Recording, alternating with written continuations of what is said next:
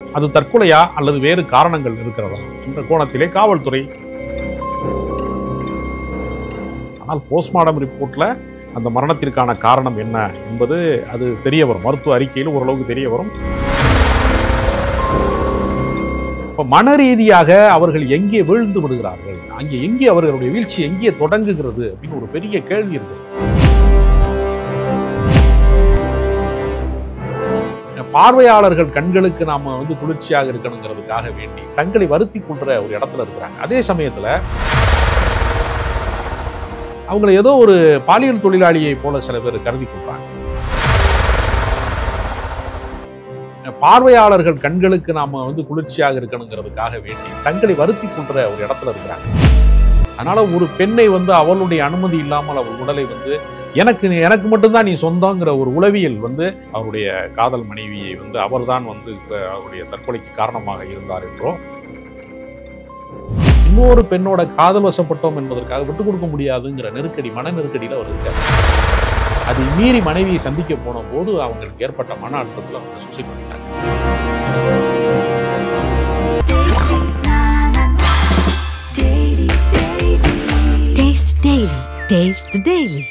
Reflect நேயர்களுக்கு வணக்கம். சின்ன திரையிலே புகழ்மிக்க நட்சத்திரமாக ஒளிவீசி கொண்டிருந்த பாண்டியன் ஸ்டோர்ஸ் என்கிற ஒரு பிரபலமான விஜய் தொலைக்காட்சியினுடைய தொடரிலே வலம் வந்து கொண்டிருக்கக்கூடிய ஒரு முக்கியமான நடிகையாக வளர்ந்து வரக்கூடிய நிலையில் இருக்கக்கூடிய சித்ரா திடீரென்று ஒரு நாள் படப்பிடிப்பு நிகழ்ந்த இடத்திற்கு அருகிலேயே இருக்கக்கூடிய நசரத் பேட்டை என்று சொல்லக்கூடிய ஒரு பகுதியிலே ஒரு தனியார் ஹோட்டல்ல அவர் தற்கொலை செய்து கொண்டார். அவருடைய உயிரற்ற சடலத்தை காவல்துறை கைப்பற்றிய போது அது தற்கொலையா அல்லது வேறு காரணங்கள் இருக்கிறதா என்ற கோணத்திலே காவல்துறை விசாரணையை தொடங்கியது. ஏனென்றால் அவருடைய முகத்திலே ஏதோ ஒரு காயம் இருந்த காரணத்தினால் அவர் ஒருவேளை தாக்கப்பட்டு கொலை செய்யப்பட்டதற்கு பின்பு சில பேர் என்ன செய்வான்னா, சில குற்றவாளிகள் அது தற்கொலை நாடகத்தை அரங்கேற்றுவதற்காக மின்விசிறியில் ஒரு கயிறை போட்டு அந்த பாடியை ஏற்றி விடுறது மாதிரி சில வேலைகளை சில பேர் செய்வாங்க. ஆனால் போஸ்ட்மார்டம் ரிப்போர்ட்ல அந்த மரணத்திற்கான காரணம் என்ன என்பது அது தெரிய வரும். மருத்துவ அறிக்கையில் ஓரளவுக்கு தெரிய வரும். இருந்தாலும் என்ன காரணத்திற்காக அவருடைய உயிர் பிரிந்தது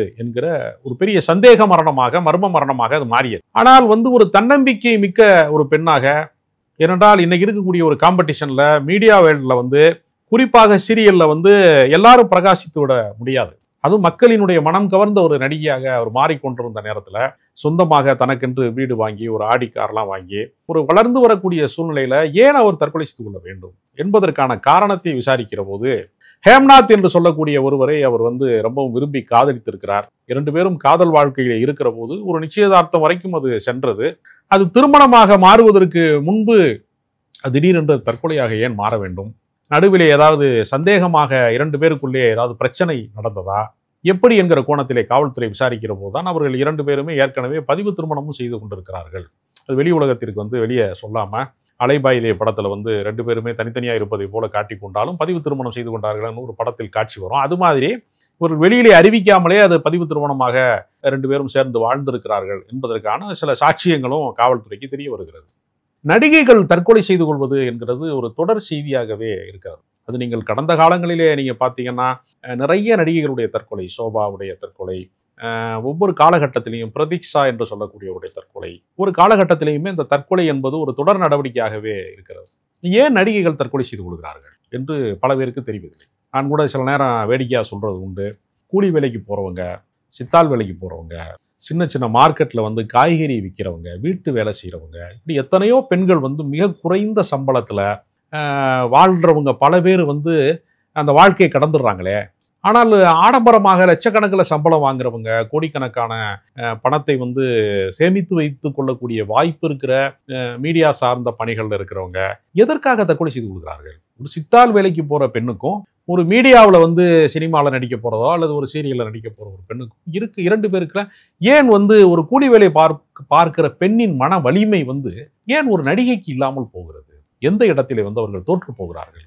இப்போ மன ரீதியாக அவர்கள் எங்கே வீழ்ந்து விடுகிறார்கள், அங்கே எங்கே அவர்களுடைய வீழ்ச்சி எங்கே தொடங்குகிறது அப்படின்னு ஒரு பெரிய கேள்வி இருக்கிறது. அதுக்கு என்ன காரணம் என்று சொன்னால், ஒரு கற்பனையான உலகத்திற்காக தன்னை தயாரித்துக் கொள்கிறார்கள். இப்ப சித்ரா அவர்கள் வந்து தற்கொலை செய்து கொண்டதாக அந்த உடல் கைப்பற்றப்பட்ட போது அவருக்கு வந்து ஒரு 28 வயது. சராசரி பெண்களாக இருக்கிறவர்கள், அதாவது வேலைக்கு போறவங்க, அதிகமான படித்தவர்கள், அவங்க தான் வந்து ஒரு 28 வயசு வரைக்குமாக காத்திருந்து திருமணம் செய்வாங்க. பெரும்பாலும் அழகான பெண்கள், நல்ல உத்தியோகத்தில் இருக்கிறவங்க, சம்பாத்தியத்தில் இருக்கிறவங்க, நல்ல படிப்பு படித்தவங்க, பெரும்பாலான பேர் என்ன செய்வாங்கன்னா இன்னும் கொஞ்சம் முன்னாடியே கூட கல்யாணம் செஞ்சிருவாங்க. அப்ப சராசரி வாழ்க்கையில் இருக்கக்கூடிய பெண்களினுடைய வாழ்க்கைக்கும் இவங்களுக்கு என்ன வித்தியாசம்னா, சினிமா நடிகைகளில் வந்து நீங்க பாத்தீங்கன்னா பிரபலமானவர்கள் பல பேர் வந்து 40 வயது வரைக்குமே திருமணம் தள்ளி போறவங்களும் இருக்கிறாங்க. தங்களை அவர்கள் 20 வயது இளமையாக காட்டிக் கொள்வதற்காக அவங்க சாப்பிட்ற உணவு முறையிலிருந்து, அவங்க உபயோகிக்கக்கூடிய உடையிலிருந்து, அவங்க ஜிம்முக்கு போறதுல இருந்து எல்லாவற்றிலையுமே நம்ம ஒரு கொஞ்ச நேரம் வந்து நம்ம சீரியல்லையோ அல்லது சினிமாலேயோ பார்வையாளர்கள் கண்களுக்கு நாம வந்து குளிர்ச்சியாக இருக்கணுங்கிறதுக்காக வேண்டி தங்களை வருத்தி கொள்ற ஒரு இடத்துல இருக்கிறாங்க. அதே சமயத்துல இது ஒரு கனவு தொழிற்சாலையாக இருக்கிறது. நீங்க வந்து எவ்வளவு பிரபலமாக ஆனாலும் சரி, அதுல ஒரு தொடர்ச்சி இருக்குமா என்று சொல்ல முடியாது. நீங்க 365 நாளுமே படப்பிடிப்புக்கு போகிற நடிகர்கள் என்று யாருமே கிடையாது. சூப்பர் ஸ்டாராக இருந்தால் கூட அவருக்கு ஒரு வருடத்துல 65 நாள் தான் வேலை இருக்கும். 300 நாட்கள் வந்து அதுக்கு ஒண்ணு கதை கேட்பாங்க, அல்லது ப்ரிப்பேர் ஆவாங்க, அல்லது ரிலாக்ஸ் பண்ணுவாங்க. அப்படித்தான் சூப்பர் ஸ்டார்களே இருக்க முடியும். அப்ப நடிகைகளாக இருக்கிறவங்களுக்கு என்ன ஆகும்னா, ஒரு சின்ன இடைவெளி விட்டா அவங்களால வந்து மார்க்கெட் சரிஞ்சிருமோ அப்படிங்கிற ஒரு சிக்கல் இருக்கிறது. அப்புறம் நடிக்க போற பெண்களை குறித்து ஒரு சாமானியர்களுடைய பார்வை என்னவாக இருக்கிறதுனா, அவங்களை ஏதோ ஒரு பாலியல் தொழிலாளியை போல சில பேர் கருதி கொள்றாங்க. ஆனா உண்மையில் அப்படி கிடையாது. உண்மையில வந்து என்னன்னா, சராசரி பெண்களுக்கு என்ன காதல் இருக்குமோ, என்ன விதமான தவிப்பு இருக்குமோ, என்ன விதமான மனநிலை இருக்குமோ, அப்படி அந்த சென்டிமெண்ட்ல தான் அவங்களும் இருப்பாங்க. அப்ப நடிக்க போற இடங்கள்ல எல்லா இடத்துலயுமே அந்த பெண்கள் வந்து தவறாக பயன்படுத்தப்படுவதாக ஒரு தவறான தகவல்களை பல பேர் வந்து சமூக வலைத்தளங்கள்ல பொய்யா பரப்புறாங்க. நான் வந்து படப்பிடிப்புல வேலை பார்த்திருக்கேன். சினிமாக்கள்ல வந்து நான் வந்து அசோசியேட் டைரக்டரா வந்து பல திரைப்படங்கள்ல வேலை பார்த்திருக்கிறேன். எனக்கு நேரடியாக திரைப்படத்துறை சார்ந்த அனுபவங்கள் உண்டு. ரொம்ப வெற்றி பெற்றவர்கள் சில பேர் வந்து அந்த தவறுகளை ஒரு சிலர் செய்திருக்கிறாங்க. நீங்க சாமானியர்கள் நீங்க பாத்தீங்கன்னா, அந்த ஒரு தொலைக்காட்சி தொடருக்காகவோ அல்லது ஒரு திரைப்பட படப்பிடிப்புக்காகவோ அவங்க செய்யற தியாகங்கள் இருக்குல்ல, ஏறத்தாழ நீங்க பாத்தீங்கன்னா ஒரு 60 நாள் படப்பிடிப்புக்காக போய் அவங்க குடும்பத்தை பிரிஞ்சு பல தொழிலாளர்கள், ஒரு 100கணக்கான பேர் டெக்னீஷியன்ஸ் போய் எங்கேயோ ஒரு இடத்துல போய் ஒர்க் பண்ணுவாங்க. ஏதோ ஒரு சம்பந்தம் இல்லாத ஒரு ஊர்ல ஷூட்டிங் நடக்கும், திண்டுக்கல்ல நடக்கும், எங்கேயாவது பொள்ளாச்சியில் நடக்கும், ஊட்டியில் நடக்கும், கொடைக்கானல நடக்கும். அங்கே போய் என்ன செய்வாங்கன்னா, அவங்க போய் வேலை செய்வாங்க, அவங்க குடும்பத்தை பிரிஞ்சு வேலை செய்வாங்க. அங்க இருக்கக்கூடிய பெண்களை எல்லாத்துக்குமே நீங்க நடிகை வர்றவங்க எல்லாருமே பாத்தீங்கன்னா அவங்க அம்மா கூட தான் வருவாங்க. அவங்க மேனேஜர் வந்து கூட வருவாரு. அவங்க ஒரு பாதுகாப்பு ப்ரொடெக்ஷனோட தான் அவங்க வருவாங்க. அதனால ஒரு பெண்ணை வந்து அவளுடைய அனுமதி இல்லாமல் அவள் உடலை வந்து பொதுவெளியில் எப்படி நீங்க தீண்ட முடியாதோ அப்படித்தான் நடிகைகளும் இருக்கிறாங்க. அவங்க விரும்பினாதான் ஒருத்தர் மீது வந்து காதல் ஏற்படுகிறது. அப்ப என்ன செய்யறாங்கன்னா, தங்களுடைய வாழ்க்கையை முழுசா வந்து நம்மளை யாராவது நேசிக்க மாட்டாங்களா, நம்ம விரும்ப மாட்டாங்களா அப்படிங்கிற ஒரு தவிப்பு அவங்களுக்குள்ள இருக்கும். சராசரி பெண்ணுக்கான தவிப்பு அவங்களுக்கு இருக்கும். அவங்க எவ்வளவு மேக்கப் போட்டாலும், எவ்வளவுதான் வந்து தன்னை வந்து ரொம்ப ஃபேஷனா வந்து காட்டிக்கிட்டாலும், ஒரு சராசரி பெண்ணுக்கான ஏக்கத்தோட தான் அவங்களும் இருப்பாங்க. அப்போ பொதுமக்களோட பார்வையில என்ன நினைக்குதுன்னா, ஏதோ சினிமா நடிகை எல்லாருமே வந்து பலரோட வந்து பாலியல் ரீதியாக வந்து அப்படிலாம் போய் தான் அந்த இடத்த அடைகிறாங்க அப்படின்னு பல பேர் தவறா கருதுறாங்க.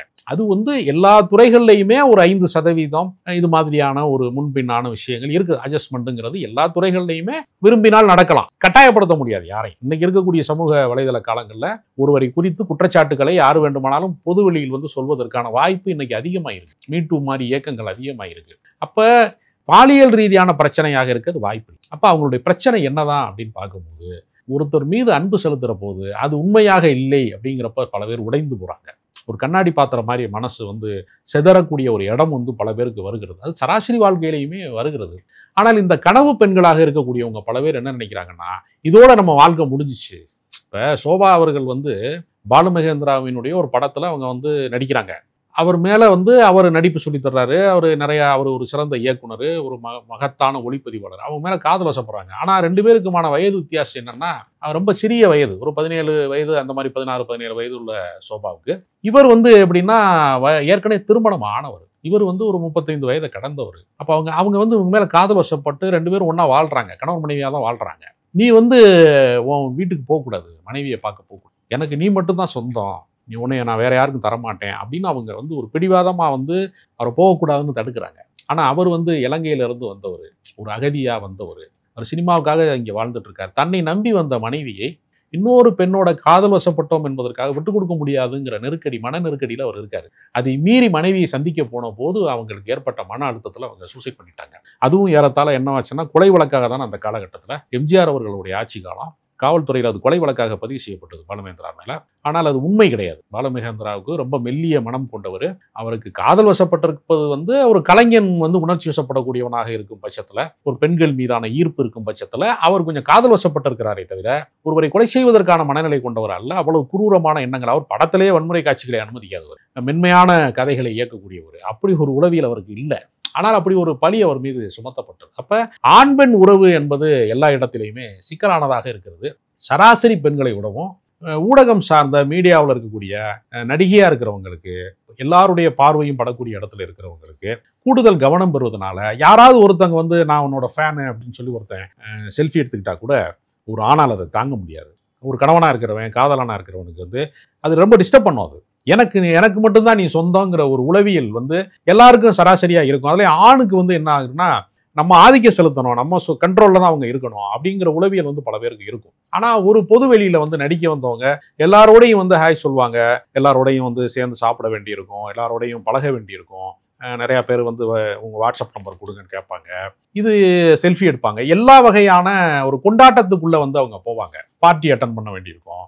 இந்த கொண்டாட்டங்களை எல்லாமே ஒரு பெண் மீதான சந்தேக நிழலாக மாறும் பட்சத்திலையோ, அது உண்மையா இருக்கணுங்கிற அவசியமே இல்லை. அந்த அன்பு ஒரு பெரிய சிராய்ப்புக்கு, காயத்துக்கு ஆளாகிற போது அது எதிர்கொள்ள முடியாத ஒரு மனநிலை ஆண் பெண் உறவுல சராசரி குடும்பங்கள்லயே இது இருக்கு. சராசரியான ஆண் பெண் உறவுலயே லவ் பிரேக்கப் ஆகுறது அப்படிங்கிற ஒரு இடத்துல வாழ்க்கையே முடிஞ்சு போச்சுன்னு நினைக்கிறவங்களும் இருக்கிறாங்க. அந்த ஒரு குழந்தை மனம் ஒரு இடத்துல வாழ்க்கையில தோற்று போயிட்டோம் அப்படிங்கிற ஒரு ஃபீல் எமோஷனல்ல தவறான முடிவை எடுக்கிறாங்க. அப்ப தவறான முடிவுக்கு அவசியம் இல்லை. பிடித்தமான ஒருவன் நமக்கு உண்மையா இல்லைன்னா, நம்ம இந்த வாழ்க்கையை நமக்கு பிடித்தமான இன்னொரு நபர் இந்த வாழ்க்கைக்குள்ள இருப்பாரு என்று நம்புவதற்கு பதிலாக, இதோட நம்ம வாழ்க்கை முடிஞ்சிச்சு என்று நினைக்கிற ஒரு இடத்திற்கு ஒரு ஆணும் வரக்கூடாது, ஒரு பெண்ணும் வரக்கூடாது. அதனால உளவியல் ரீதியான பிரச்சனைகள் தான் மனிதனுடைய மிகப்பெரிய துயரம். அதனால இந்த உலகத்திலே நீங்கள் எதை வேண்டுமானாலும் இழக்கலாம், உங்கள் மனதை இழந்து விடக்கூடாது, நம்பிக்கை இழந்து விடக்கூடாது. அப்படி நம்பிக்கை இழக்கிற பட்சத்துல இது போன்ற தற்கொலைகள் நிகழ்ந்து விடுகிறது. அதனால அவருடைய குற்றம் நிரூபிக்கப்படவில்லை. ஹேம்நாத் அவருடைய காதல் மனைவியை அவர்தான் அவருடைய தற்கொலைக்கு காரணமாக இருந்தார் என்றோ, அல்லது அது கொலை என்பதும் உண்மை அல்ல, அதை தாண்டி அதற்கு காரணம் இல்லை என்பதை நீதிமன்றம் விடுவித்திருக்கிறது. ஆனால் உண்மையில் என்ன நடந்தது என்பது அவர் மனசாட்சிக்கு தான் தெரியும். இந்த உலகத்திலே என்ன நடக்கிறது என்பதை சட்டத்தின் முன்னால் எல்லாரையும் நிறுத்திவிட முடியாது. ஆனால் என்ன நடந்தது, மன ரீதியான மன உளைச்சல் தான் இதற்கு காரணமா, நம்பிக்கையின்மை தான் காரணமா, துரோகங்கள் காரணமா என்று பல கோணங்களிலே இதை பார்க்க வேண்டியிருக்கிறது. இது போன்ற கலை சார்ந்த பெண்கள், மெல்லிய மனம் கொண்டவர்கள் இது போன்ற முடிவுகளை எதிர்காலத்தில் எடுக்கக்கூடாது. உங்கள் தன்னம்பிக்கையின் வழியாக நீங்கள் எத்தனையோ வாழ்க்கையை திரும்ப திரும்ப வெற்றிகளை சந்திக்க முடியும். ஒரு உறவோடு, ஒரு பிரிவோடு இந்த வாழ்க்கை முடிந்து விடாது என்பதைத்தான் சித்ராவினுடைய இந்த துயரமான முடிவு நமக்கு உணர்த்துகிறது.